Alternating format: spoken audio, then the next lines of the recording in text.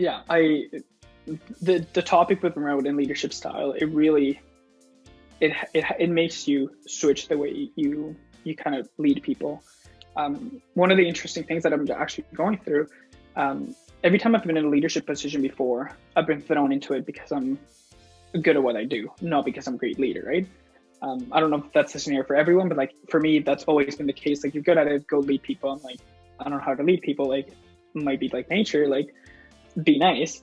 But when I started with Pexels, the leadership side of things, they like, I don't know if you're aware, but like Pexels was owned by Canva, and Canva has a 4 month like program for like leadership.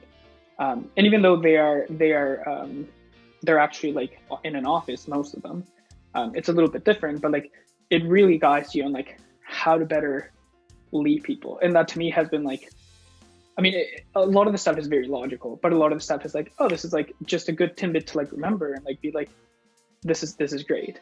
But to answer like your question even more specifically, it's very different from like when you can go have coffee with someone or just go by their desk and try to see how they're feeling, how they're doing.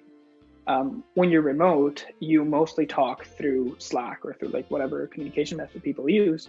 You don't get the feeling of like, I'm sad, I'm depressed, or like I'm simply overwhelmed with work.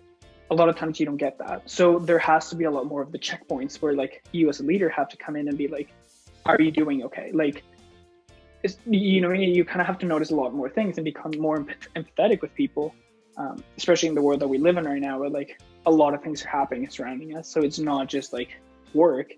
And I think Pixels has been great because like they also enable people to be able to take time off work and not be like, if you're feeling overwhelmed, sick, it's not that you have to be like just grinding it out. Like, how can we help you do that?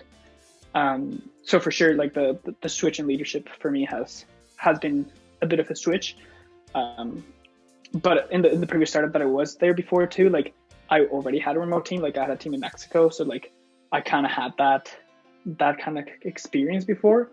Well, one of the things that you don't get prepared for is like the time zone difference. Like I have people in Germany, US, Brazil. I mean, those are not too bad, but Germany is like 6 hours, and sometimes I have calls with people in like China or like Australia, and those become like my 10 p.m. and like they're fine. You know, like it's crazy time. So um, it's definitely a, I don't want to say a struggle, but it's definitely like a bit of a friction there that you kind of have to learn to overcome and try to do your best on how to better manage those people and give them the best support that you can in the situation that they're in.